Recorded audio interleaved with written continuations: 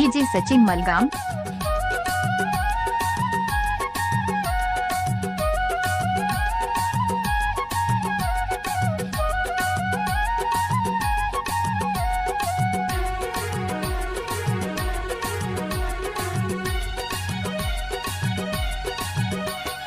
तुम तो बन गए हो सनम जिंदगी हमारी, तुम तो बन गए हो सनम जिंदगी हमारी। करती है दिल दीवाना दिल कसी अदा तुम्हारी, करती है दिल दीवाना दिल कसी अदा तुम्हारी। तुम तो बन गए हो सनम जिंदगी हमारी, तुम तो बन गए हो सनम जिंदगी हमारी। तुम तो बन गए हो सनम जिंदगी हमारी, तुम तो बन गए हो सनम जिंदगी हमारी। कर दी है क्या दीवाना दिल का सदा तुम्हारी, कर दी है दिल दीवाना दिल का सदा तुम्हारी। तुम तो बन गए हो सनम जिंदगी हमारी, तुम तो बन गए हो सनम जिंदगी हमारी।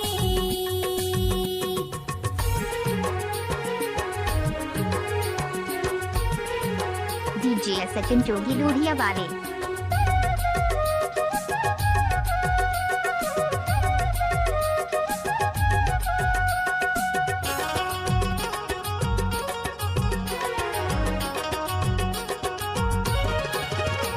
ये मेरा फैसला है तुझसे ही प्यार करना, ये मेरा फैसला है तुझसे ही प्यार करना, ये मेरा फैसला है तुझसे ही प्यार करना। करती नहीं भरोसा तुझ सक की है बीमारी, करती नहीं भरोसा तुझ सक की है बीमारी। तुम तो बन गए हो सनम जिंदगी हमारी, तुम तो बन गए हो सनम जिंदगी हमारी।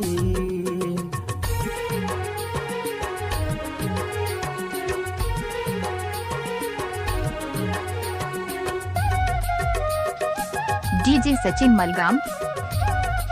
आओ नचिए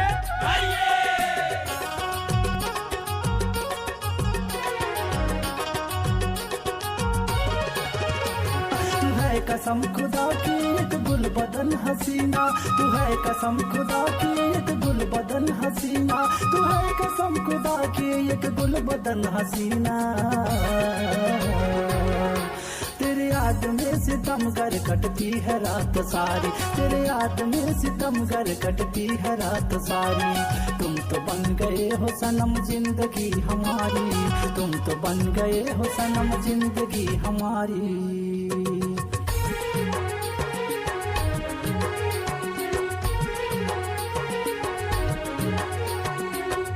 डीजे सचिन जोगी लोहिया वाले।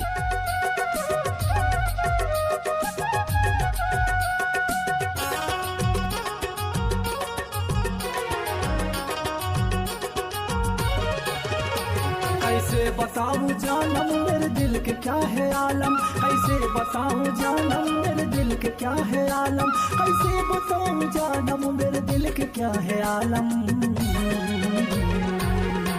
कब होगी तुझसे मिलना बढ़ती है बेकरारी, कब होगी तुझसे मिलना बढ़ती है बेकरारी। तुम तो बन गए हो सनम जिंदगी हमारी, तुम तो बन गए हो सनम जिंदगी हमारी। क्या डीजे सचिन मलगाम।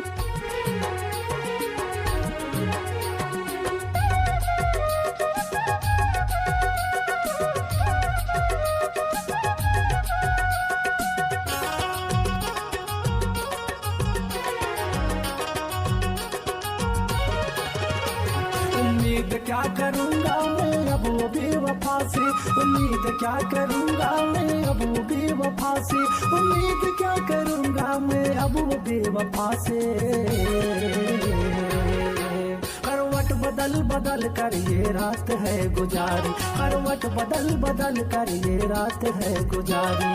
तुम तो बन गए हो सनम जिंदगी हमारी, तुम तो बन गए हो सनम जिंदगी हमारी। कर दी है दिल दीवाना दिल कसी अदा तुम्हारी, कर दी है दिल दीवाना दिल कसी अदा तुम्हारी, कर दी है दिल दीवाना दिल कसी अदा तुम्हारी, दिल कसी अदा तुम्हारी, दिल कसी अदा तुम्हारी, दिल कसी अदा। टेक्स्ट के लिए है तो संपर्क करें 62 66 09 35 80।